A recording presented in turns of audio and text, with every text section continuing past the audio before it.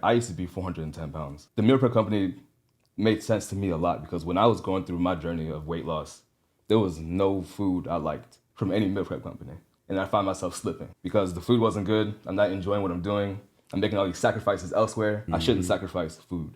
That's what made me started cooking for myself, learning what micronutrients are, learning what macronutrients are, learning what different enzymes do in different foods in your body, and just nurse myself Welcome down. to another edition of the His Healthy Habits podcast. I'm Mr. Triple H himself, and today I have another one of my special guests who I've known for several years, and I've seen their successes and even their struggles, and that's why we're bringing them on the podcast today to give information, inspiration, and instruction to many of y'all who may be watching this interview and this podcast and may even think of going in the footsteps of this person. And I want to introduce my man, Jayson. Jayson, what's going on? It's good, man. I'm blessed to be here. Hey, welcome to the podcast, Appreciate man. you. All right, man. So it's all about you. It's great that I got you in the building today. Yeah.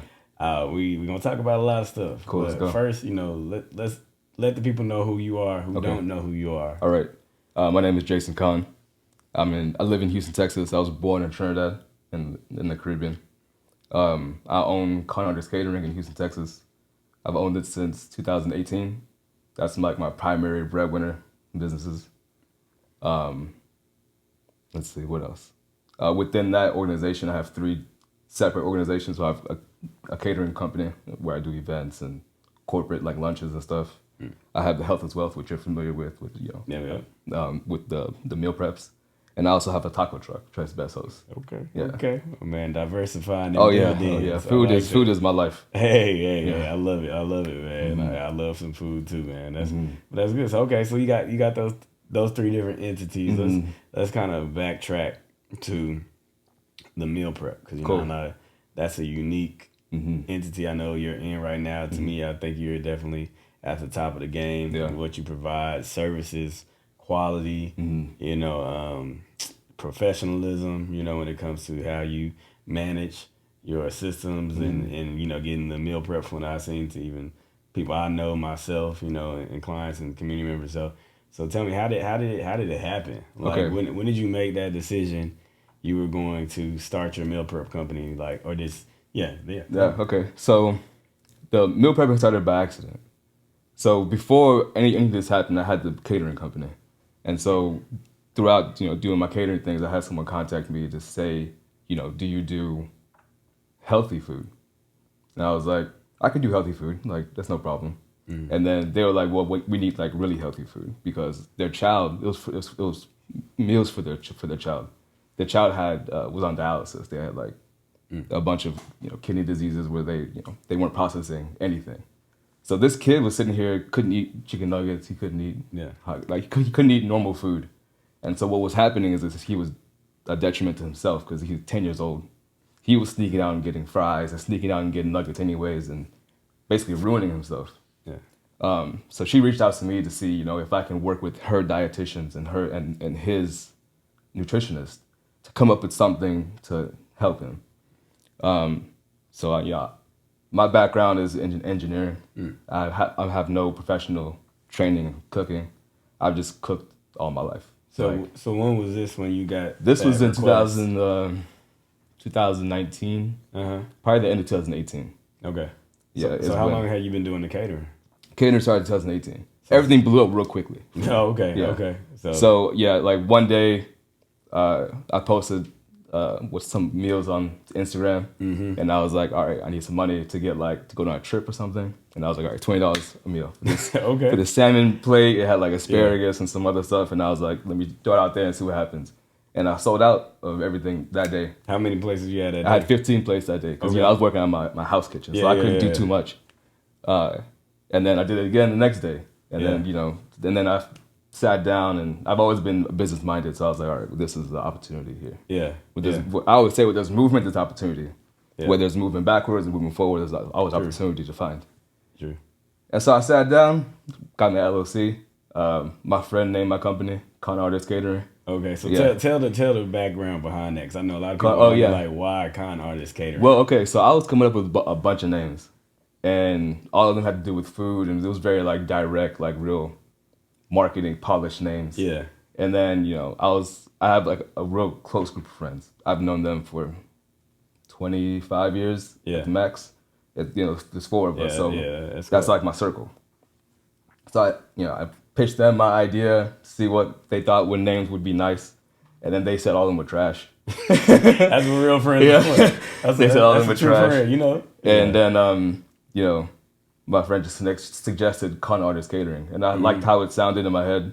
I realized that I'll have some trouble with people, because con artists didn't have a great connotation connected to it. Yeah.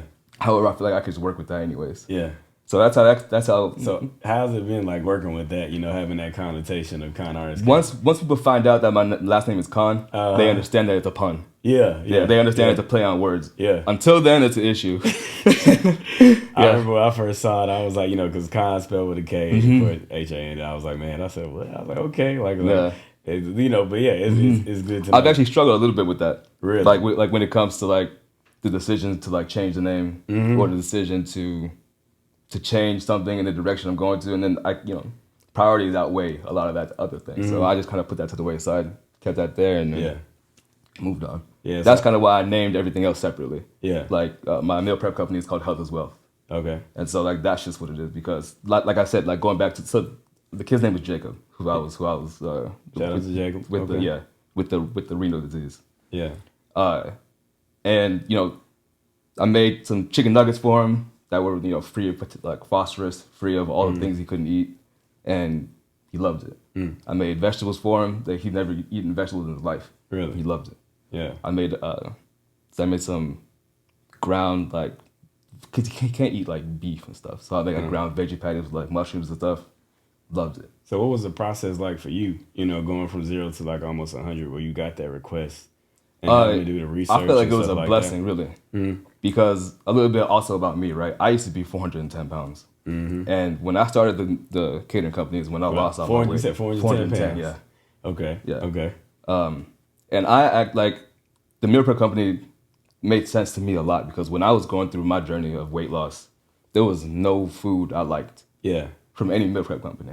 Why? Because it was just too bland? It would be something. Yeah. It would be something I didn't like. I like food. Yeah. So it would be something about it I didn't like. So I wouldn't continue eating it. And I find myself slipping, right? Yeah. Because the food wasn't good. I'm not enjoying what I'm doing. I'm making all these sacrifices elsewhere. I shouldn't sacrifice food. True. True. So that's what made me started cooking for myself, learning what micronutrients are, learning what macronutrients are, learning what like different enzymes do in different foods in your body, and kind of just like nurse myself down into weight. Like I kind of just like I felt like it was like a medication in a sense. Like you can take diet pills, you can take things that'll like cut your fat, but you can also eat something that can cut your fat. True. You can also eat something that can rev up your metabolism artificially, so that you don't have to do anything else just by sitting here. Yeah. And I've eaten the food. You tested it on yourself. 100%. Yeah. Yeah. And so it kind of made sense to me to go into that realm. And Jacob ended up gaining like 25 pounds. He finally broke 100 pounds, which was a miracle for like his team. And it was from that I started to. I was like, okay, well maybe people can benefit from this. Yeah. So that was the because like if I was able to create food for this child, and children are picky eaters, right? If I was able to season it well, make it delicious for him to enjoy and want to keep doing, and not have to sneak out and find the satiation that he wants, right? He's looking for. He doesn't do that because he has this other option, a better option, right? Yeah. And so that's why Health is what it's called. I like it. Yeah. I like it. So you went from starting with Jacob first, and then after that, what was the transition to where you saw that you were getting more interest or more clientele to tap in? Like what was the time, what was your time span or time frame for that? So I would say it was tough for the first 2 months. So I used to be a sales dog. Like I used to go door to door, knocking on people's doors, selling them cold calling. Basically. For the meal prep company? No. Just like I used to work for this other company. Back when I used to work for somebody. I used to sell paper and pens and printer ink and stuff to business. Yeah. And so in the first 2 months, I did that for my own company. Kind of like guerrilla marketing 100%. Style. Yeah. So I went to these. I understood that meal prepping is expensive. It's not I had to understand my target, my demographic of who can afford this, like what the price bracket was, which we could talk about that later, was completely off at the beginning. That was a complete show, right? But I went to these business buildings because I figured I could be inside. I can just knock on quick doors, in and out, talk to who I need to talk to. Whoever's there, I can just talk to them. I don't need to find the person who makes decisions here. I can just talk to everybody. Everyone can benefit from this. So if I'm in the elevator, I'm talking to somebody. Yeah. If I'm walking in the hallway, I'm talking to somebody. Yeah. I have all my little flyers in my hand and just guerrilla marketing, like just foot on the feet. 2019, right? Yeah. Okay. And then 2019 also had COVID, right? So you started right before COVID hit. Yeah. Right before the pandemic. Ooh. But it was a blessing though. Why you say that? Well, because everything kind of slowed down for a lot of people, including my own, because at that point, I had gained a few other gyms under my belt. So like I had other members who other clients that were also using my meal prep company. So I was pushing out maybe 1,700 meals a week. 1,700? Yeah. Wow. And that was your house? That was just me, yeah, at my house. Ooh. Yeah, so it was a lot. Were you full time at this point? I had to be. Yeah. Yeah, there was no off time. It was like, and then like back then stores were open till like midnight and 2 o'clock, so it was great. Like 2 o'clock in the morning, because like that's the time I start. Because in order to make, let's say I have to make 700 meals today. In order to do that, I had to start at like 2 a.m. In the morning. In the morning. So what time do you think you would go to make? Oh, I'd be done at like 5 p.m. And how many meals do you think you average? You said 1,700 a week or 1,700 a day? 1,700 a week. So how much do you think you're averaging per day? Right now, currently? Well, I guess maybe at around that time. So at that time, I was averaging maybe like 200, 300 a week, or a day. But during that time, I wasn't doing day-to-day deliveries. Yeah. I was like taking orders and then fulfilling the orders for today, for tomorrow. Yeah. And like that, just so I could have that kind of time. But my work schedule was I would probably sleep for 2 hours.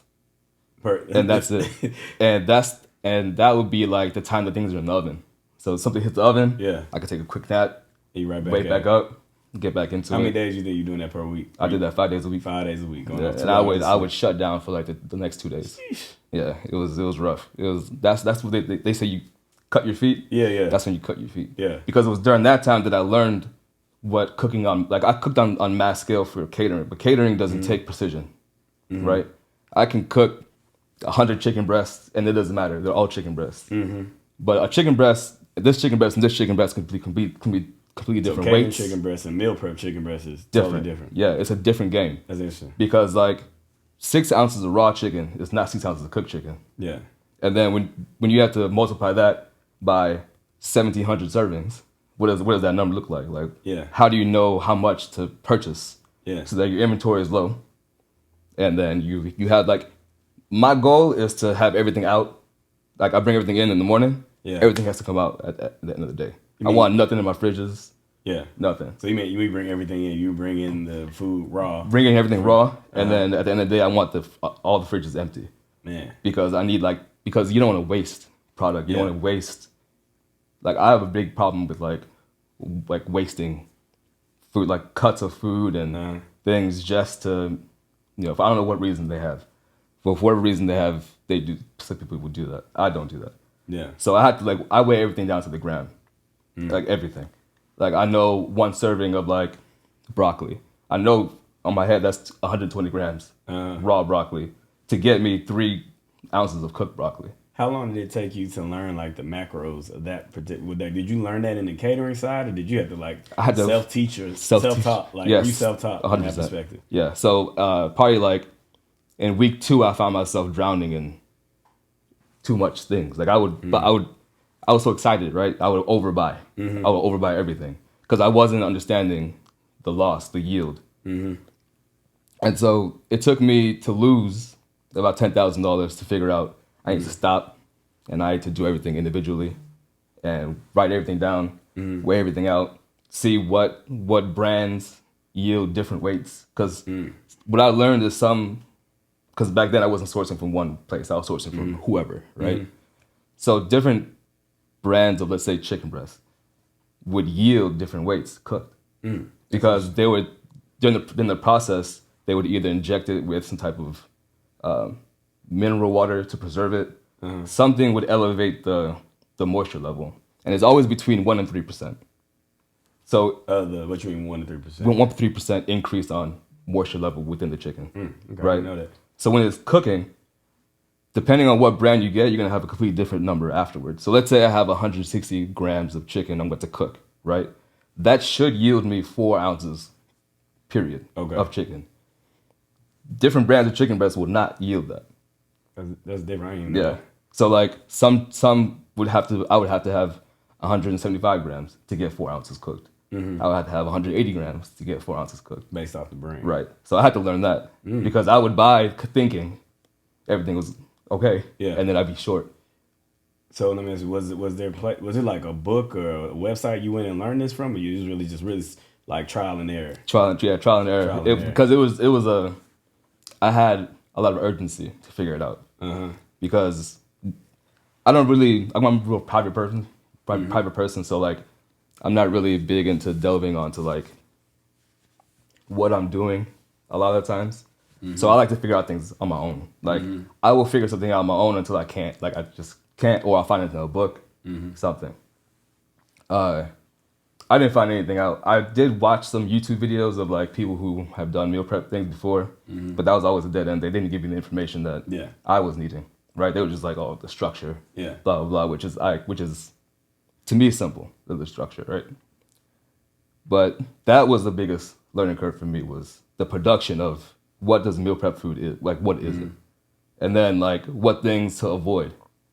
Like you never want to put things like garlic in a meal prep because garlic invites fungus, and fungus destroys food. I definitely know that. Yeah, like things like onions sweat, and moisture promotes bacteria growth. Bacteria growth will accelerate everything in that meal to spoil. And this is stuff you learned on your own. This wasn't like you said, some of you that tips, like nobody gave you like an ebook.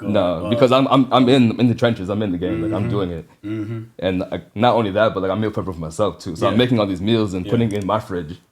And sciencing it out, like just doing experiments, pulling out of the fridge at certain times, testing it, seeing like when these meals go bad. Because people will ask me, how long these meals last. And I can tell them exactly how long it lasts because I've done it. Like I've gone through the process of this is how it's going to be. This is what you should expect. Man, just even talking to you, hearing what you're saying, that sounds like you need to start like a master class for like. Oh yeah, prep. Well maybe I don't know. We'll see. Like even like people like me, like even though I'm in the industry, just a more in-depth knowledge and perspective on how to really prepare and prep, food, even from like even a consumer-based level. I'm not even talking about like from a company-based level, like because even just the basics of what you're telling me right here just seems like some stuff. Honestly, it would take me months and years to go learn, and I'd have to find, And then like another big thing was temperature control, right? Because in food safety, temperature is a major key. So that was a big difference from catering to meal prep. Because catering food, everyone wants to use hot. If it's hot food, it has to be hot. If it's cold food, it has to be cold. That's real simple, cut and clear. Meal prep food has to be cold and then served. Why is that? Well, for bacteria growth, right? You can't put a lid on anything hot. Yeah. Like this is common colored people knowledge. Yeah. You don't put nothing hot in the fridge. Yeah. Right. It's gonna go bad. Mama would let it sit out overnight. Exactly. When you would, right. Yeah. So bacteria grows on food real quick. Like once it reaches like I think it's 135, between 135 and I think it's 60 or 52 Fahrenheit or Celsius. Fahrenheit.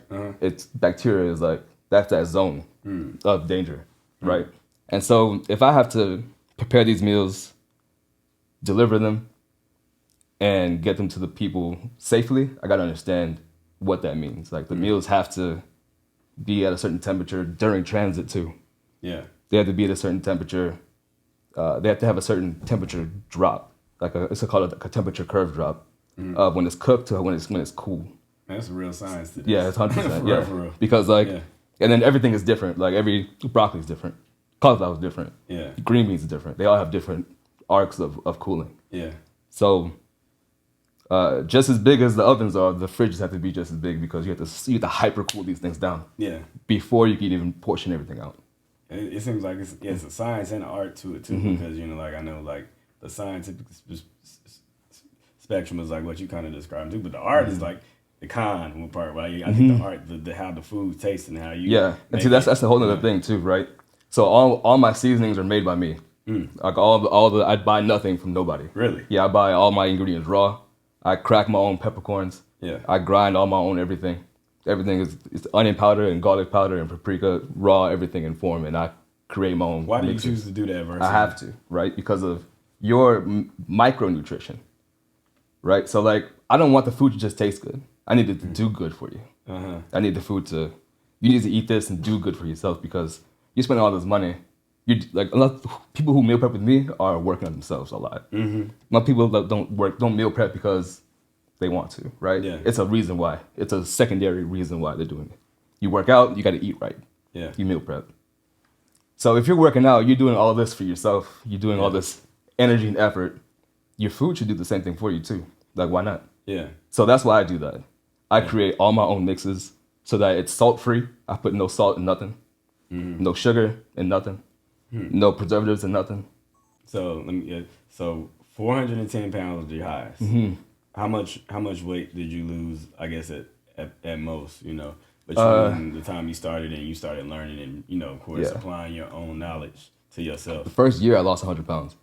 First year, so that was in 2019. First year I lost. No, so my weight loss journey was before I started the catering company. Okay. My weight loss journey was like in 2015, I would say. So between 2015 and 2018 was when I was hyper focused on losing weight. Yeah, you're really just eating. Were you working out too? Yeah, Okay. I was working out for like I didn't work out with. I look back on it. I should have like worked out with a trainer because I'd have been progressed. Yeah. Further down, but Yeah. I kind of my mind was in different places. You grow. And so the first year was 100 pounds, and what I did to do that was I did the diet that they do for the gastric bypass. When you get that surgery, they put you on a diet. And that diet is really what makes the surgery work. Because the surgery is just like a tool to restrict you from you being you. Because you've been you too long and you've gotten too big, so now you can't be you. We have to control you being you and control the intake you take because you don't have no self-control. Okay. So it's basically a control game with the diet. And so I kind of forced myself on that control game without the surgery. Yeah, so based off the meal and the regimen, the diet, that was it as tasty as what you make your meal? Absolutely not. Yeah, so, no. That's my question. The first month was the first 2.5 weeks was just chicken broth, just straight liquids, no nothing. The next 2 weeks was like soft salads, like jelly, like Jello, and then I could have like clear liquids you can see through, like tea and water. I had to like supplement all my protein. Okay. So I was drinking like this thing called Isopure. Shout out to Isopure. Okay. Hopefully a sponsor you.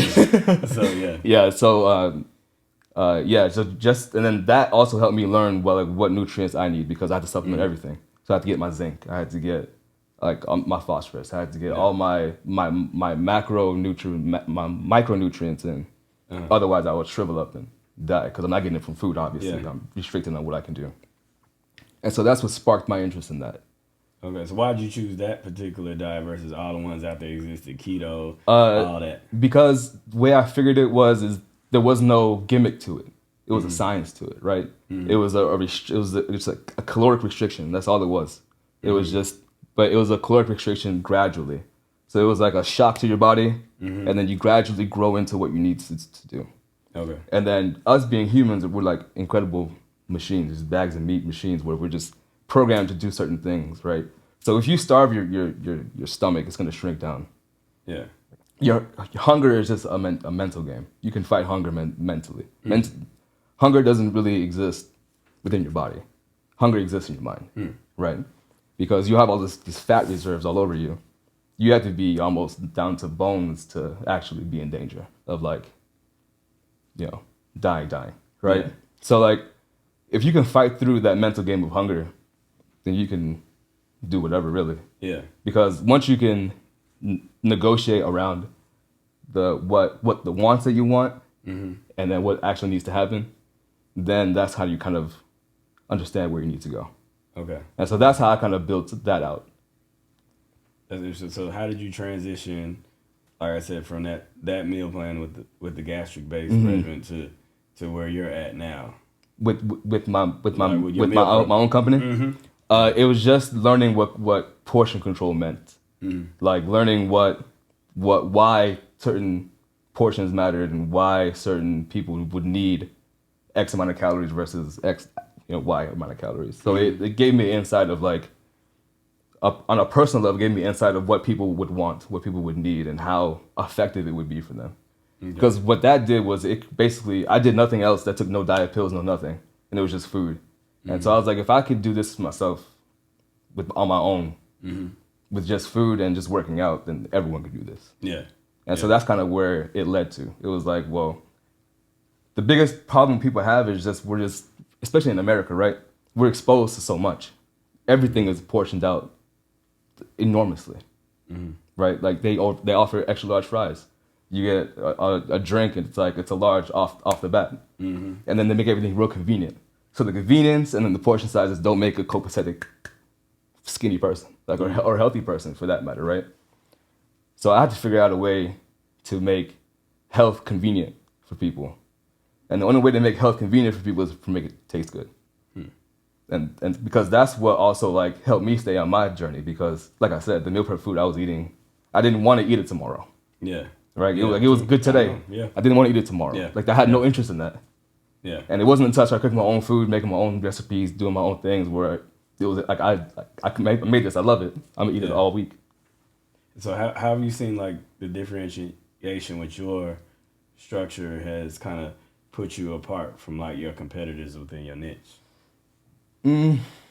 I would say it's hard to, not hard. It's difficult for me to convey the value of what I offer to a random person on my website, or like looking like if someone wants to speak to me, I could talk to them about everything I do all the time. Yeah. So I feel like my model would be great if it was able to be communicated properly.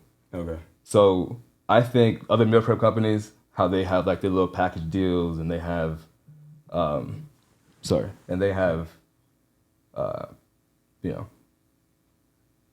the recipes and things that they do. I don't think they're focused on what I'm focused on. I feel like I'm more focused on the individual person, where they're kind of focused on a mass thing.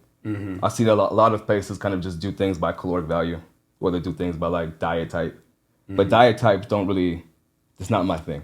Okay. My thing is I'm going to get you exactly what your body needs to do exactly what you want it to do. Yeah. So if you want to lose weight, I can do that for you on this plate of food. This isn't just to satiate you, to take you away from McDonald's. This food isn't that. This food is to make you forget it's a meal prep because it's just good food, but also to like empower you. Also to like give you the energy and give you the nutrients that you need for your body to just do what your body does naturally. That's what I think my difference is with them. Like what they do is great. I think a lot of people can do very well on, certain diets, paleo diets, whatever it is, but that's just not my goal. My goal is to treat your whole body, not just like what your diet is. So you think you're targeting more like of an individualistic basis versus like a mass? Right, yeah. So, and that's kind of how my clientele set up too, because I like to take a personal approach with people. So like I'll ask people, like what your goal is, what are you trying to do? Because this isn't a cheap service. Yeah. So like I want you to get the most out of it. Yeah. And so that's kind of how I approach it. I approach it on an individual basis. So let me ask you: Do you want like, if you think maybe long term goals, do you want to scale this more or keep it more specialized? Specialized for sure. Really? Yeah. Why more specialized? I like the model that it has. I'm not sure scaling would work. Just based off of what it would take to scale. Like to scale a meal prep company, it would take a whole lot more than I would be willing to let go of the cut, if that makes sense, right? So I'm blessed to have other streams of income. So I'm not really worried about making tens and hundreds of millions on the meal prep company. I'd rather be able to help tens of millions of people if that's the case.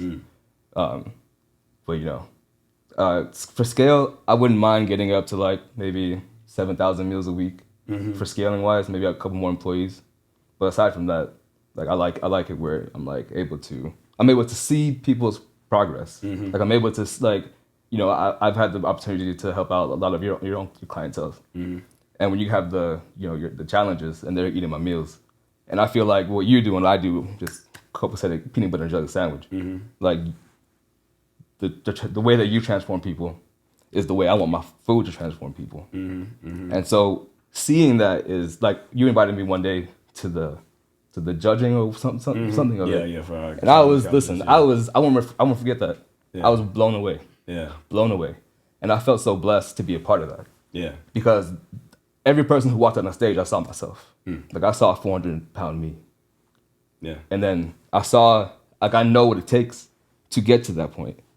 And so it was real moving for me to see the fruits of the labor. I what you. And I think it's interesting you said what you said because, I think us as entrepreneurs, small business owners, and we have to choose, what our foundation of our profession is going to be, whether it's going to be, passion or profit. And there's nothing wrong with either one, but I feel like you do have to hone in and say, okay, I'm doing this for the passion. I'm gonna do it for a profit. You definitely have to make a decision. You have to make a decision. But and not to I know like that's why I respect your outlook on what you're doing because you could see the masses and how the masses how you have these mainstream meal prep companies and of course they're going for more of a profit, which is understandable. But when I look at you, it's interesting and I actually appreciate it to see how you're coming from more of a passion based profession.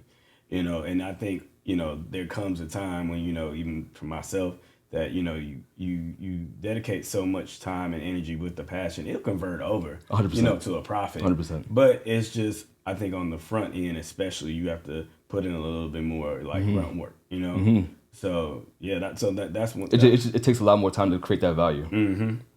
But once the value is created, it's there. And I think that's the thing, too, that differentiates a lot of people who stay in the game for a little amount of time or a long amount of time. That's 100%. Major key. Major key. Yeah. Like if you're not able to understand what creation of value is, you're already not even playing the game. You're in the front door, so you're not going to try to get in. That's true. Like because really and truly, when it comes down to it, we don't sell nothing but opportunity to people. We sell them, and they have to understand that opportunity to them is valuable. Because of this, right? Because of what I've done, this is what I can do for you. Here's that value and opportunity that I give to you. And that's what I feel like my meals do for people. It opens up the opportunity to do what you want, do what you think you need to do. Do what you said you're going to do. Lose that weight. Get healthy. And then you can do it and you can enjoy it. Why not? Because when it comes down to fitness, a large part of it is what you consume. You can be in the gym for hours and eat garbage and you won't see anything happen. But if you fuel your body the way you need to and put in that work, you have no choice but to succeed. You have no choice. It's like you're gonna fall into it. Very true. It's like the Shaq and Kobe to your health and wellness goals. Exactly. Like you may get the championship, but you got to have the meal prep, which you can be Shaq or Kobe, and then you got to have the working out. Yes. Which is but definitely. So let me ask you this, Jay. When I know you said 2019, you started right before the pandemic. Like, of course, you had to go through some struggles. Going into the pandemic, and I'm pretty sure I may or may not be wrong. You had that time where I think a lot of us as entrepreneurs question, would or should we still continue this? 100%. So let's talk about that. Okay. So obviously the food industry took a huge hit during the pandemic. Everything shut down. No one was picking nothing. Nothing was. Trucks were coming in. Nothing was happening. My main source of income was coming from gyms. Gyms were no longer. You guys weren't allowed to even unlock your door. You know what I'm saying? So, I found some solace in that because it kind of gave me a little time to breathe and adapt to what was happening. Right? Because when they said 2 weeks, you're gonna be shut down. And then they changed it to a month. I was like, okay, we need to make some movement. This is an opportunistic movement right now, right? We need to figure out how this can work out. I say it was a blessing to me because my service is exactly what was allowed to happen, right? The only thing that could operate were delivery services. You can still get Amazon packages all the time during the pandemic. So I was classified as a essential worker. So I was still, getting, the supplies were way more expensive, right? Like, because I'm basically getting wholesale price things, I have to now go to Walmart or HEB just to get what I need to get. And I'm buying 100 pounds of chicken breasts at HEB, standing in line behind people who were just buying, sodas. You know what I'm saying? Yeah. So that part was, financially difficult. However, it allowed me to keep going, right? Because it allowed me to kind of shift my structure more towards what I felt was going to happen in 7 months, 8 months, a year from now, 2 years from now. So I was basing all my movements on 2 years further.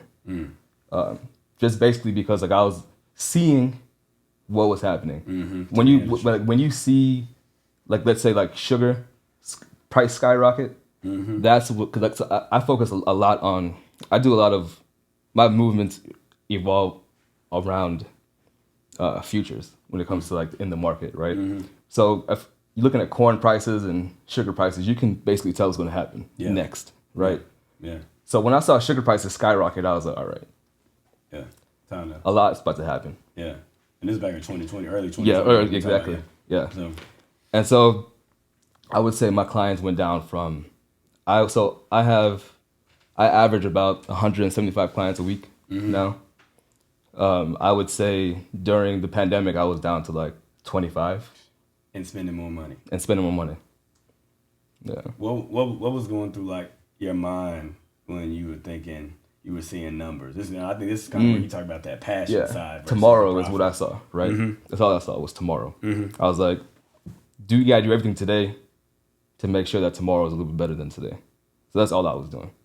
So like I didn't have enough time, I didn't put enough mental effort into thinking about what numbers were doing, right?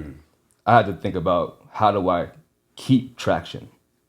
Because it doesn't matter what the numbers do now. I could lose all today, and tomorrow morning I will get it all back, 100%. I know that.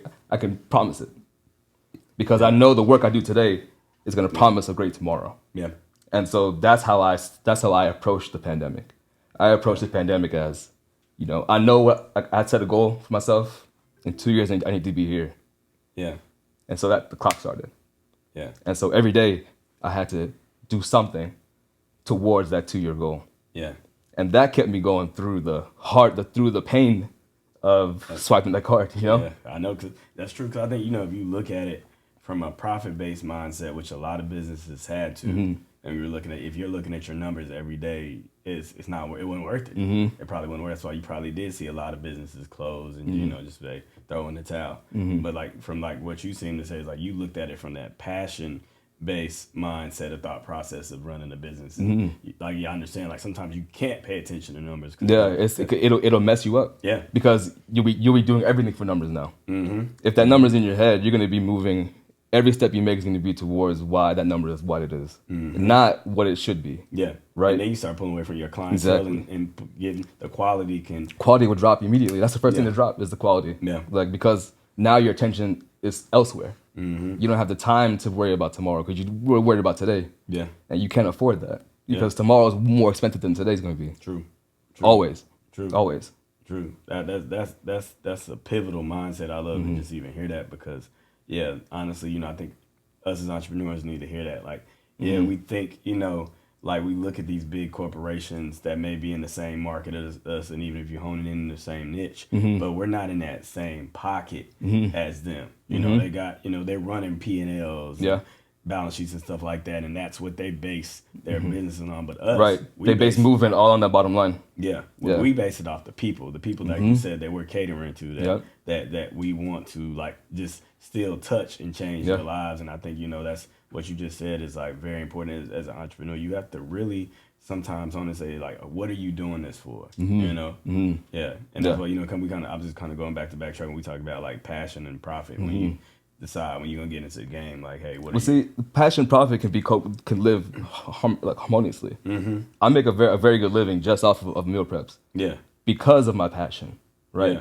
So like I said about value, there's when it comes to like to price products and pricing things, I think that's why a lot of companies failed during the pandemic is because their pricing models were wrong. They weren't pricing off of value. They were pricing off of what does it cost for this? What does it cost for that? What does it cost for this? What flexible cost is it? What variable cost is that? They weren't pricing anything off of like I charge what those costs are and value because I understand what I bring to the game. I understand what the value is going to be for you. So because I charge for value, I was able to stay afloat relatively well during the pandemic. But just because like I understood that tomorrow I gotta do more than today. Yeah. So even though people weren't going to the gyms, people were still working out. Yeah. People were still eating. People still had to do X, Y, and Z. So if you're still doing all the things you need to do at home, and the only thing you're missing is you can't go to the grocery store, or you can't go to this and this, you can't make your own food for you, well, I got you. Yeah. I'll make all the food for you, and I'll deliver it to your house. And you were doing that by yourself for the most parts. Man, that's amazing. Yeah. That's phenomenal. Like, yeah. So I think, do you feel like you right now, or I don't know if currently still or back then, you were in your own lane? Like, very few companies were delivering the value that you do. 100%. Yeah. Yeah. And then I base it off of how long you keep a customer, right? So I've kept customers for literal years. Like since day one I've opened, I still have the same customers today. Yeah. So that loyalty is based off of like everything. It's based off of the accumulation of everything I offer, including myself. And then not just that, but just like how they feel towards me. So like that's why I like keeping things small, right? It's because like the relationships you have with people. Like my clients will text me how their day's going, and I love doing all of that. Yeah. Right. Yeah. And so I feel like because I want to have that relationship with the people who I'm helping, I think that keeps me in my lane. Yeah. Yeah. Because like you said, like I'm not basing it off of what's the bank gonna say today. You know, what's the number say deposits today. I'm not worried about that. I'm happy about it. I love when my phone makes noise. It's my favorite thing. Yeah. Yeah. Love it, right? Yeah. But you know, I'm looking towards like if someone's goal was to lose a pound a week, I will hit them up on Friday and be like, "How's this Friday looking?" And I'll hit them next Friday. "How's that pound looking?" You know, I can't do that if I have 7,000 people, 8,000 people. True. So, And I think that's what and then not just cultivating them, but they would cultivate for me too. So like just because they get that service from me, they'll go and tell other people, "This is the service I got, and this is what it was, and this is how it is," and that does the marketing and everything for me. Yeah. Like the word of mouth from my company has been everything. Yeah. And probably everything, to be honest. Like I spend almost no money on advertisements. Yeah. I spend almost nothing, probably $100 a month, if that. Yeah. And that's just like to boost the reel. And word of mouth, I heard, can be $1 million marketing. It's massive. It's massive. And then because of food too, because word of mouth is golden with food. Yeah. Because you've tasted it. Like you're a first eyewitness. I can go tell you this food's delicious. Yeah. And it's healthier. True. And then that's all. That's say less really. One leads to the other. So let me ask you this: so when did you see like your biggest like surge in growth? Month 2 into the pandemic. Really? Yeah, because that's when things started shutting down. That's when things started getting harder for people to get access to. People were getting more restricted to what they can do. People started working from home.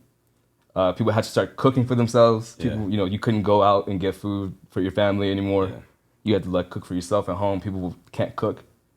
So what did you do? Like, did you get on Uber Eats or something like that? No, I just had the people who have been my clients reach out to people who were looking for like a lot of the great thing about meal prepping in the fitness world is you're surrounded by people who are like-minded as you are. A lot of the times you're looking for the same things. A lot of times you're looking for comfy shoes. Like you see someone in the gym wearing nice lifting shoes, like, oh, this is dope shoes. Like, are they comfortable? Everyone's working out. Everyone has a common goal. So a lot of my clients also are around people who have common goals.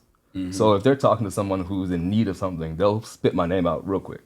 And then I get that as a customer, and then that change happens. And so that was happening rapidly because I got in touch with a few law firms in Houston, and started meal prepping for a lot of their for a lot of their employees. During the pandemic, those same law firms would hire me to like make entire Christmas Christmas dinners to deliver to their employees' houses. So I was doing everything. I was catering, meal prepping, doing backyard taco parties for people. Yeah, 100%. I love it. I was doing all the things. I love it, man. Yeah, because tomorrow matters a lot. Yeah. Yeah, because you have responsibilities. People rely on you.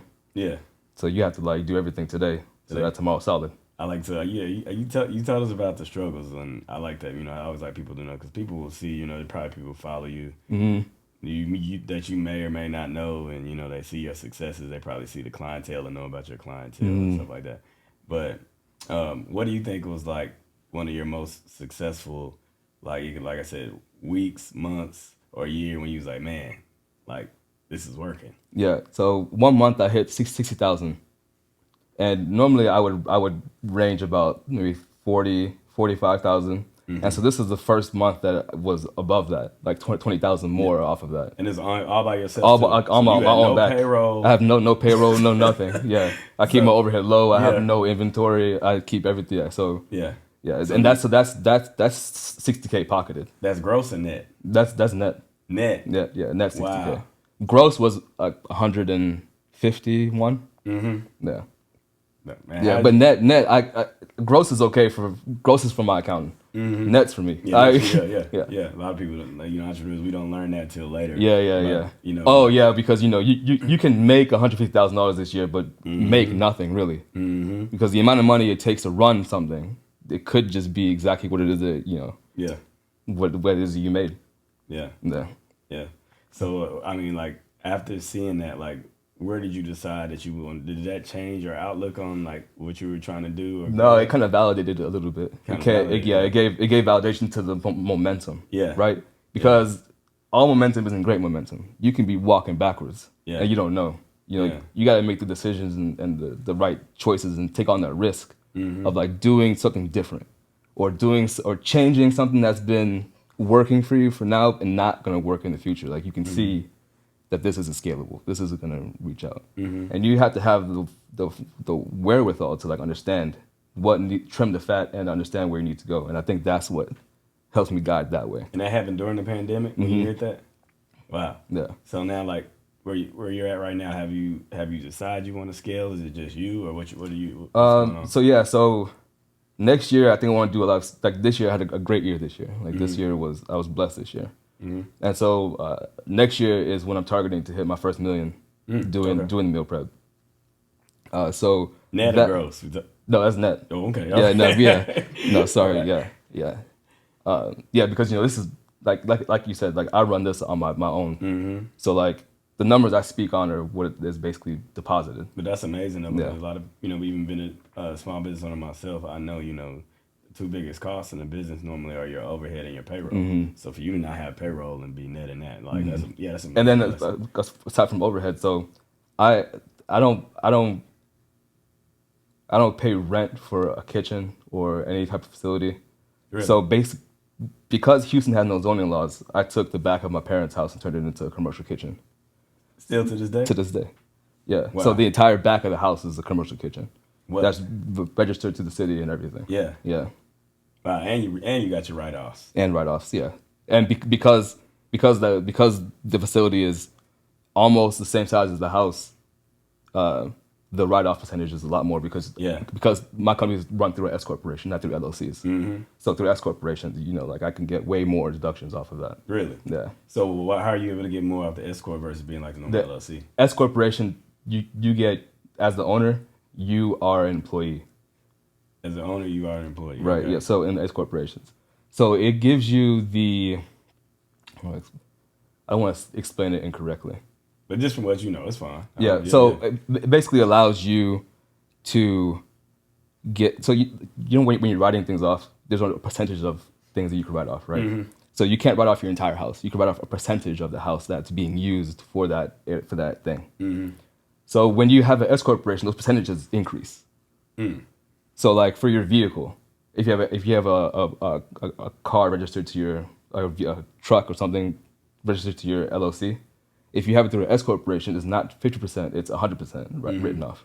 And I so didn't know that. yeah, so those type of write-offs are what I like because, like I said, I like to get the net of it. And I don't like to throw much of it away. How'd you find that? I know what you're going to But talk about. yeah, How'd you just find it? like yeah. So like one day when I was working for that sales company, Yeah. my manager said something just in passing. He was like, you can learn everything you need to know on the IRS website.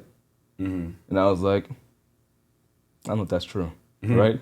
So I went on IRS.gov and started reading everything, and everything is there. Really? Yeah, it's literally written out in black and white for how you should do what you need to do. Yeah, so there's no secret like a lot of us think. It's just the secret is reading, right? The secret is knowledge. It's just that you have all these books here, and all these books. Like if everyone here was to read all these books, you can go do whatever you want to do. You can create $1 billion community. Yeah, you can do anything. That's the goal. Anything, and so that's just how I figured everything out. Really, it's just like reading and like learning what type of loopholes exist and why they exist and how you qualify for them, things like that. Okay, so next year you said definitely aiming for a net for $1 million. Yeah, $1 million net. Any other goals? Are you thinking about? I know you said it's still just you, which is amazing to make it this. I would. So in order to hit $1 million, I would have to increase. I would have to get at least like 2 other prep cooks and at least 2 delivery drivers because my delivery area is everywhere. In Houston. Yeah, so not just Houston. I do Houston, Pearland, Pasadena, League City, Woodlands, Conroe, Tomball, everywhere. There's no restrictions on where I would go. Yeah. Anywhere past all the places they show on the map on the news, I don't go to. I could ship to them, but because my delivery window is so large, the drive time that it takes to deliver all the meals is immense. So you deliver all your meals still on your own? Mm-hmm. Yeah, so I have like about every day I'd average about 6 hours driving. Every single day. Yeah. So I rack up. I average now like 1,500 miles a week on my car. How did you get affected when like gas prices start going up? Did that kind of? I raised my delivery price. Really? My delivery price was $7. I raised it to $10. Did the clientele complain, drop, or not? No, really? because I sent the email and I was like, hey, this is what's going on, guys. Yeah. This is we're all aware of what's happening. Like there's nothing new, and I'm just gonna know what's happening. Yeah. Thank you for being a loyal customer. I hope that continues. Yeah. I hope like a little thing like that wouldn't sway someone from doing something when you're getting charged a whole lot more through these apps. Uber Eats, they have all these fees and charges that they don't tell you about. I'm at least gonna let you know. Yeah. So have you not thought about getting on like an app like Uber Eats? Yeah. So here's the thing about Uber Eats and stuff, right? They will not only do you have to charge more just to make back the amount that they take away from you, but they also restrict access to like what you can and can't do. Okay. So in Houston, I think it's like a 18% charge that they charge the restaurant or whatever entity to use Uber Eats before you even get a single customer. So 18%. 18% off of the bottom line. So you're already out 18% of whatever it is that you were already out before the food left the door. Okay, so like under every $100, $18 is coming out. Yeah. So that means. So that wasn't a great thing for me. Like 18% of what it was didn't make good math of getting another vehicle. Okay. Hiring somebody, making them, having them. Going. It makes more sense for me to just do it myself rather than to lose the 18%. Because I feel like I wouldn't be able to get to the amount of people I would need to get to with those services simply because my range is so high. My kitchen is like in Greenspoint, and I have a phone to deliver to in Pearland. That delivery radius doesn't exist in Uber, right? Like from the Woodlands to Pearland, no one's ordering food from there to there, right? Have you thought of becoming more centralized so you could? I thought about opening a brick and mortar. Yeah. Maybe once I go more towards, I goal myself more towards expanding my client base, because that's the second part of the 2-year plan. Okay. So first part is $1 million within the next year. Second part is to see where that momentum takes me. Okay. So, yeah. Sorry, I lost track. No. But yeah, then I get what you're saying. Also, like, but the sky is the limit, though. Cause People tell me people tell me all the time that even just the renal plan that I have, if I just package those nuggets and sold them to a factory, I can make just a couple $1 million easily off of that. Just Really? Yeah, because that doesn't exist. Yeah. Food for dialysis, people who have liver problems and people who suffer from that doesn't exist. Yeah. They have to suffer through just eating like mineral mash, and they had to or suffer through having to get their cravings and have their entire body just dump fluid all the time. Yeah. So have you thought about kind of going towards that route too? I thought about that too, but right now the meal prep is taking a lot of my time, and that's something I would have to partner with somebody with. Yeah. So I would love to farm partners to do that with, because I have all that I have, but I'm missing a lot of pieces to get that machine going. Yeah. So in order to do that, I would love to get with people who understand what that machine is, like how to get how to get a factory machine going, like how to get a factory company going to mass produce something. I've never done that before, right? Yeah. So I have no wheelhouse on what that logistics looks like. Yeah. What that purchasing would look like. So I would need someone who is more familiar with that realm of of the process of how to do that within the law, within the USDA regulations, within everything. Because in order to do that, you need a facility. Yeah. Yeah. Because it'll be considered like a medical thing. Yeah. I think that's the next level. So let me ask you, with the current success you have, what are the current struggles you're having? Current struggles. It's a lot with myself, really. It's lately I've been struggling a lot with self-motivation. I've been struggling to basically keep the vision clear. I have a lot of external things blurring what needs to be done. Yeah. So right now I'm just kind of learning how to navigate that. I'm learning how to navigate how to run my company with while still, because I'm just doing it on my own, right?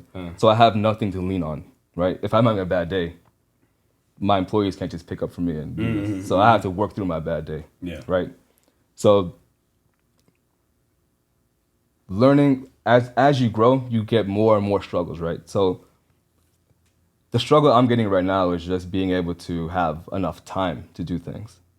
So right now I'm trying to learn where I can maximize time more efficiently so that I can do what I need to do. And so that's breaking my confidence a little bit, because time is something that's, you can't touch it. It's not, I can't bend it. I can't get more. So I'm running into that little roadblock of maybe exactly what you're talking about, where expansion is necessary, where I would have to hire somebody, or I would have to do something to where this can no longer just be me. Yeah. Yeah, because I think a lot of entrepreneurs, when you reach a certain level of success and when you've been so hands-on, sometimes you are apprehensive to it's difficult to let go. Let go of the reins. It's difficult because I've seen the way, and that's another thing I'm working on my growth with, is because I've seen the way that I've reacted to just simple things of losing control over what I've built, and I didn't like the reaction that I had. So I had to learn, how do I manage myself better to be able to let go? Yeah. Actually do it. Actually let someone do something without being look at that person. What are you doing it right? Yeah. I need to be able to understand that I am competent enough to hire the right people to do the right job, and that I need to have that trust into them. So I'm learning how to do that. I'm learning how to trust people with my baby, essentially. And so, I think that's one of the biggest, challenges most entrepreneurs have. It's you're right. Handing off this baby, your vision, something that you curtail from the ground up, and letting somebody else take the reins and, still do it your way, but, in the fashion that they would need to in order to make the business succeed, Right. But see, and that's another thing, it doesn't have to be my way, right? Really? I've learned that efficiency isn't my way. Really? Yeah. If someone's able to do something way more efficient than I do it, and they do it differently than I do, by all means. Because the result is the result. How you get there doesn't have to be my way. Just because I've gotten to this point with my skill set and my limited abilities doesn't mean that you don't surpass that. And so like I have to understand that. Then that's another piece, right? I have to understand that just because they're not doing the way I do it, doesn't mean it's wrong. It doesn't mean that it's not going to have the same yield. They may have figured something out that I haven't figured out. Yeah. So it's like you're saying basically, as long as you get the final product of what Khan created, they don't have to exactly stick to the blueprint of what you found out, get you to that final product. Yeah, and simply because like there's not a lot of wiggle room on like how not to do something. Yeah. Right. Yeah. Because like I said, everything's down to the science in my kitchen. There's like I have several weighted, scale weights. There's a lot of measurement equipment. Like you would think that it was like a science lab, but it's just a bunch of equipment to measure and make sure that like that the label is correct. Yeah. Because like a lot of and that's maybe another point. Like a lot of people will meal prep for themselves and they'll read ingredients for like a cup of broccoli or like a cup of something, but a cup of broccoli is irrelevant. It doesn't make sense. A cup of broccoli is a cup is a volume measurement, right? In order to get the accurate macros, you need to weigh that. Grams of broccoli doesn't change. Cups of broccoli changes because what are you gonna do? You're gonna compact that broccoli down and make a cup. True, that's right? true. Every cup's gonna be different. It's not until you weigh everything that's accurate, and then that's not until you weigh everything is when you can get the accurate results that you're trying to get. Yeah. Because you could be thinking you're eating, a cup of broccoli, but you're actually eating less, so you're not getting the carbohydrates you need. Yeah. Right? Or you think you're eating, whatever it is you weighed out with a measuring cup, and it's wrong because it's by weight, not by cups. Yeah. And so that kind of stuff can't change. Yeah. So even if someone does come in, they can't change. You have to weigh blueprint, this yeah, and to then that. yeah. Yeah. So the structure itself is there, but if they're able to, let's say, find a way more efficient way of manufacturing labels, cool, by all means, this is the way I figured out. Yeah. But if you figure out a way more efficient way to label these things, then by all means. Yeah. If you figure out a way like sometimes with my meals, I'll inject nitrogen into the meal before I close it to starve the environment of oxygen. So like if one of my meals has onions in it, I would inject nitrogen into the meal to starve the oxygen so that bacteria can't grow, and that meal will last longer, right? Things like that you can't change. Yeah. So I'm not too worried about that aspect of it because, like, I wouldn't be too mad about someone cutting onions differently, right? Okay. I wouldn't be too mad. I was like, I wouldn't be too mad about, as long as it, presentation is key. You eat with your eyes first. Yeah. So it has to look good.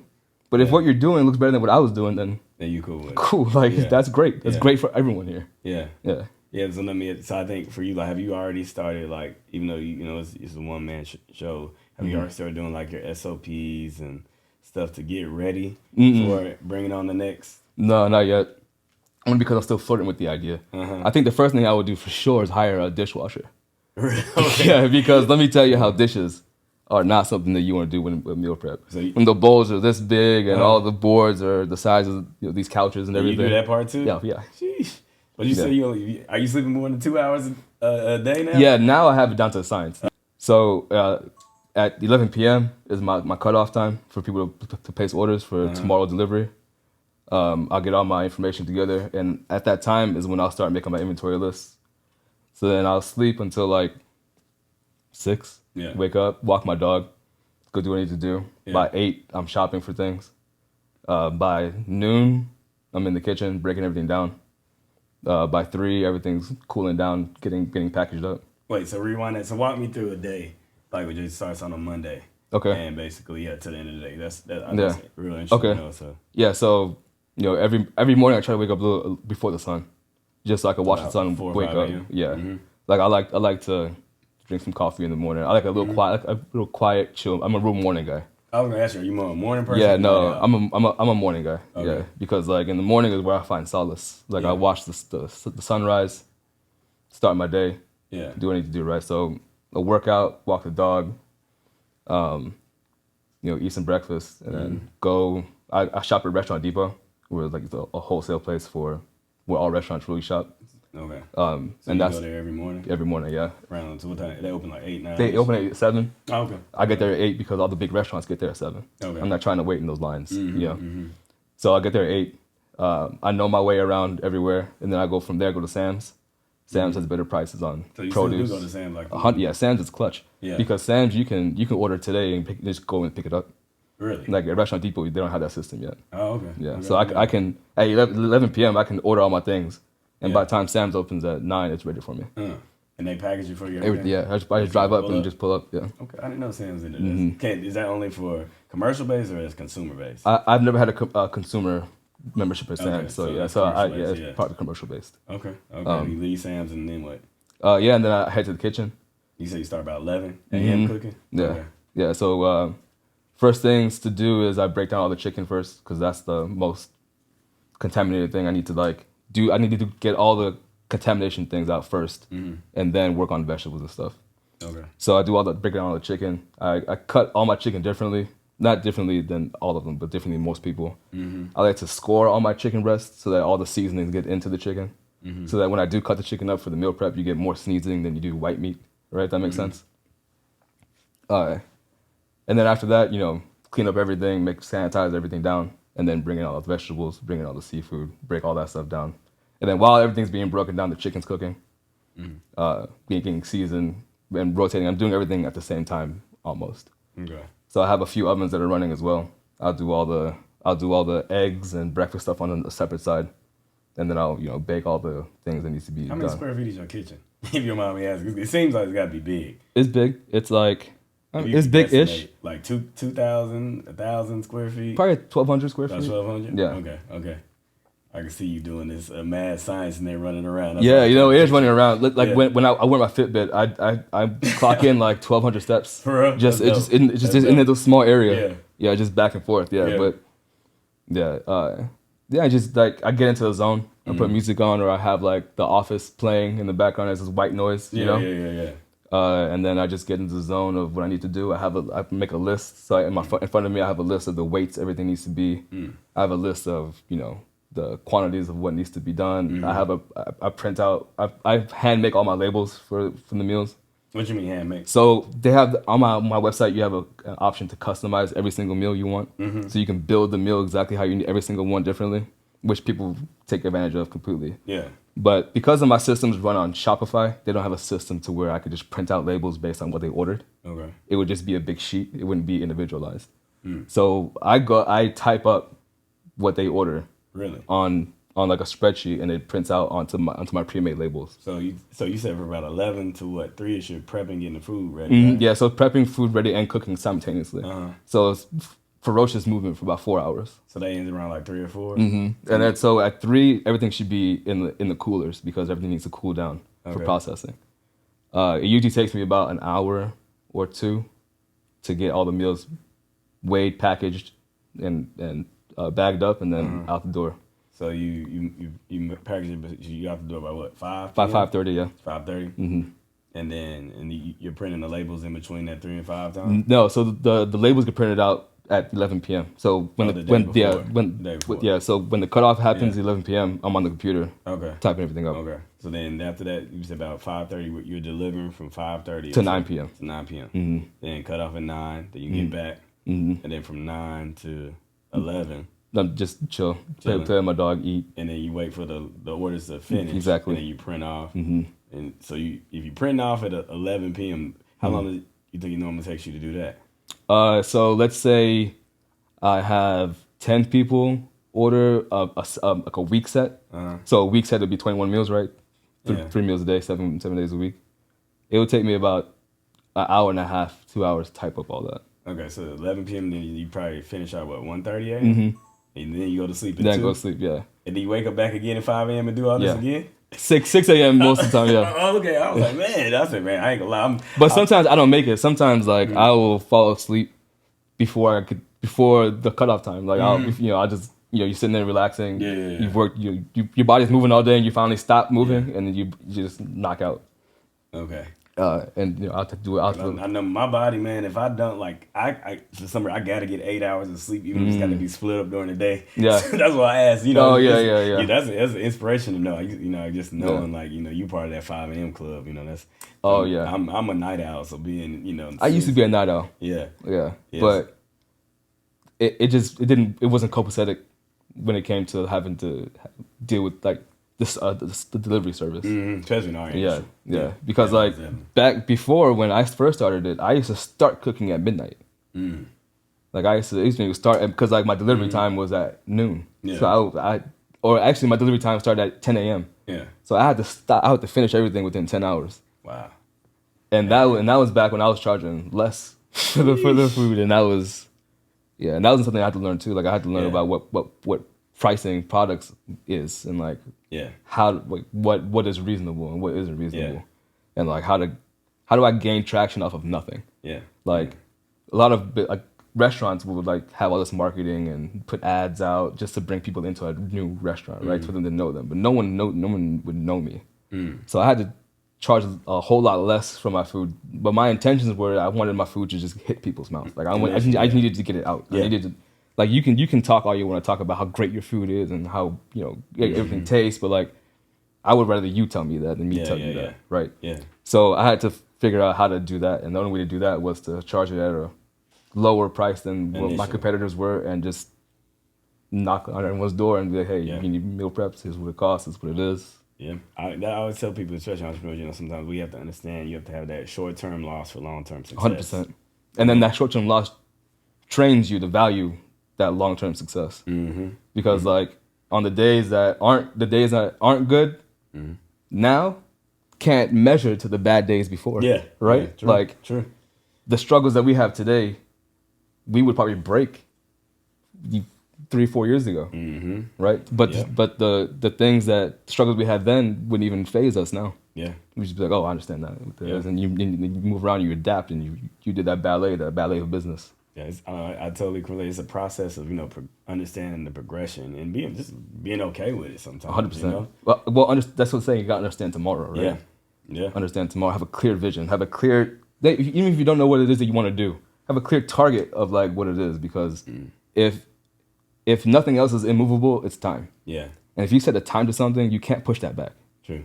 So like you can take all the time that you think you need, but really and truly like the clock is ticking down. Yeah. And so if you set a target to that, then you have something tangible to grab onto. Yeah. You have a thought, a panic, something urgent. You can bring some urgency to your life, and then you can move with it. And that's how I operate. I operate straight off of like urgent panic urgency, because I understand that tomorrow is not guaranteed to me. I've had a lot of friends pass away throughout my life, and so I understand the value of like what today means. Like I wake up today, great. I've had friends who didn't wake up recently. Yeah. Right. And so that also drives me. Like I have to make the most out of now, because tomorrow may not even come. Right. Yeah. But if tomorrow comes, I gotta be ready. Like I hope tomorrow comes, because the way I work today, tomorrow's gonna be great. No, that's so true. So tell me this: what is the end goal for Jayson, like in the companies, or what's like? What do you want to do, like when you like leave here? Like have you thought of that yet? Like maybe like 10 years, 20 years down the line. I used to have this thing where I would say that my goal, actually that was my goal for a long time, was to retire at 40. And that's the goal that I've had since I started my first business when I was 16. And so I've owned businesses since then. Yeah. So you successful and not successful, entrepreneurial gene in your blood. I love it. I love it. Like I there's nothing I like more than monetizing something that I like. That's how I do everything I do. Like it's something I like. For a while I was designing jewelry, and that was just because I was buying so much jewelry. I was like, I wonder what it takes to do this. Yeah.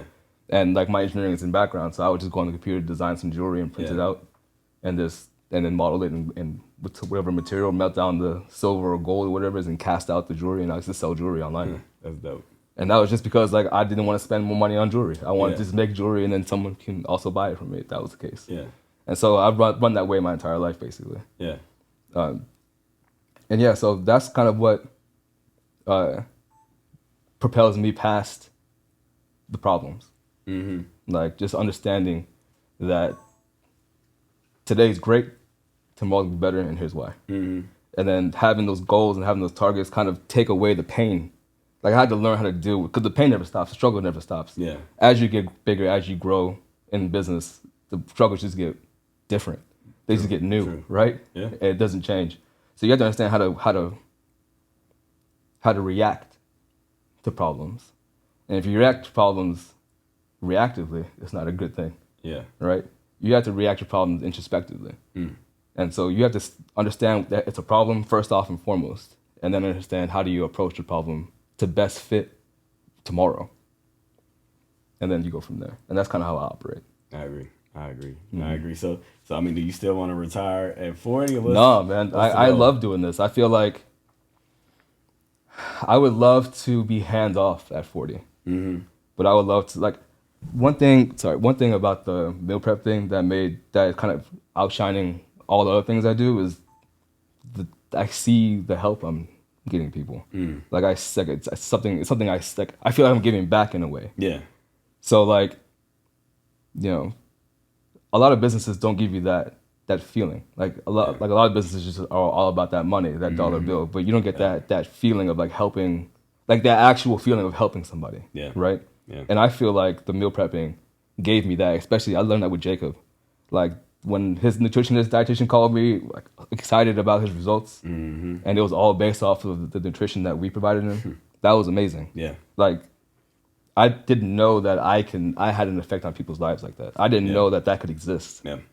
And you know, I can cater all day, I can flip tacos all day, but when it comes to like the meal prepping, like the helping people is what I like. So I think at 40, I would love to be hands off of everything I'm doing, but also dedicate a lot of my time to like that feeling. So still providing that purpose of what we're doing, you know, with the health is wealth, but you not so actively. Right, but going further from it, right? Like I would like to take it on a bigger scale. Like if I'm able to just help the people who I'm able to communicate with now, if I'm more hands off, I can go around and help everyone. I can go around and help whoever I want. I can go around and do all the good that I can possibly try to do, right? And that's kind of what I've figured out that I want to do. Yeah. Like I figured out from doing the meal prep company that like this helping people feeling is dope. Cause like, yeah, you're helping yourself too. You're getting paid. You're doing all the things you need to do to live your life and how you want to live it. But also, these other people are also enjoying their lives too. Like also these other people are enjoying living and like progressing in what they want to do and going forward in their word, right, to themselves. I think that's dope. Like that feeling is like top notch. Like I'm sure you feel that constantly. I'm sure you feel like whenever you do your challenges, at the end of the challenge, like there's a tangible result that you see right in front of you of a human being who has reached the potential that you thought they can reach. Yep, exactly. Yeah. It's a beautiful feeling, you know. I tell people like once you find these things that for myself in our case, it kind of seems very similar to what you said, like, you know, just finding something that may start off as like a hobby or an interest, and then you see you're kind of passionate about, and then you see that converts over into purpose, and you know you're changing and affecting people's lives.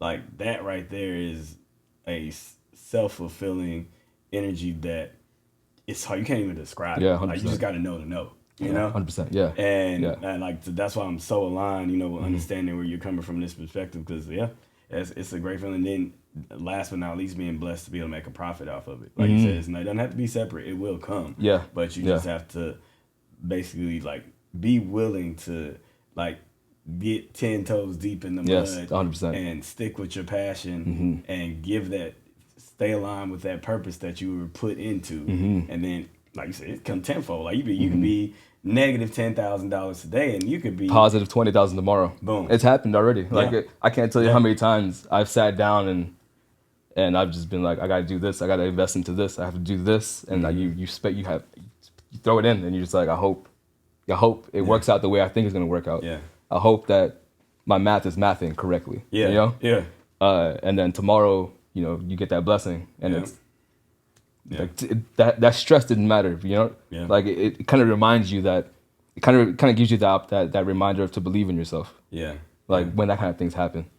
Like when you kind of doubt your ability to get that 10,000 tomorrow, today, and then tomorrow happens anyways. You understand tomorrow that you were meant to have, like this is for you. Like you needed to do everything you need to do yesterday to get this today. So what advice would you give somebody? I know I love this conversation. I could talk to you for hours, but what advice would you give to somebody who may watch this and they just may be thinking about, following your footsteps, trying to do, what you do, like, what, yeah. Yeah, no, my advice, this is my advice to everybody is just to if you have an idea, execute it. Like,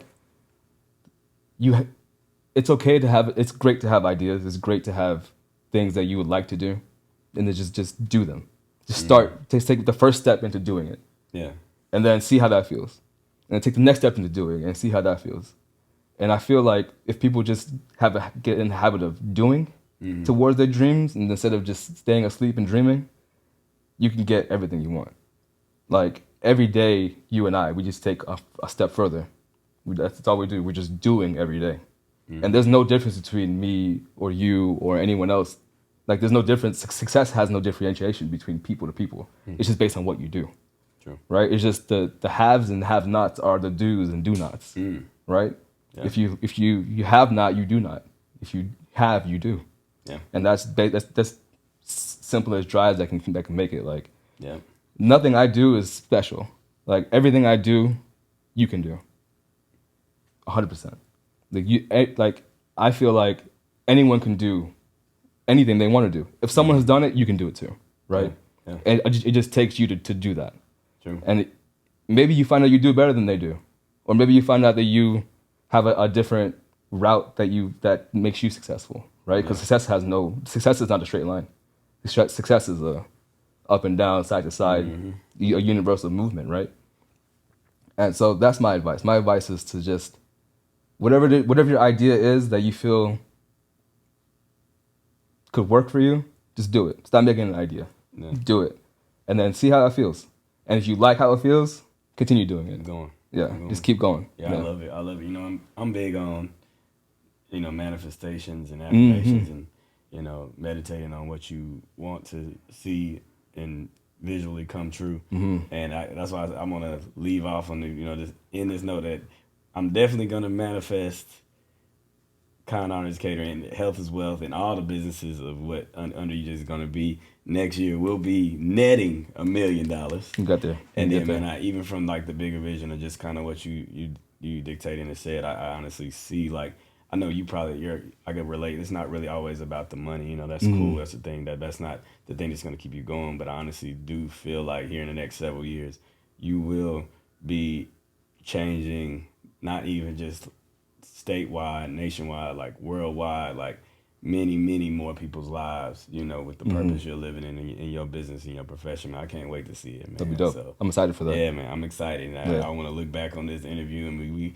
I was like, man, I got to sit down with that guy. Now his food is all over the world, and he's creating a healthier lifestyle. Yeah. So people all over and people enjoying it too. Because man, for anybody watching this interview, this man's food is amazing. It's fire. I can't. Yeah. It was almost unbelievable to really think like, oh, this food is healthy and it tastes this good, and you were definitely like in a niche of your own, and right. You definitely, man. I just wish you the best, Jay. Abundance and an abundance of unparalleled success, compared to what you even seen and maybe even could believe, So, but I know, man, you living in your purpose, and I love connecting with people like you, and this is what this is about, just showing that transparent side of what people may not know or have been able to, connect and sit down with Jayson on this level. But man, I just want to tell you thank you, Jayson. That's dope. Thank you so much. It's been a pleasure, man. Yes.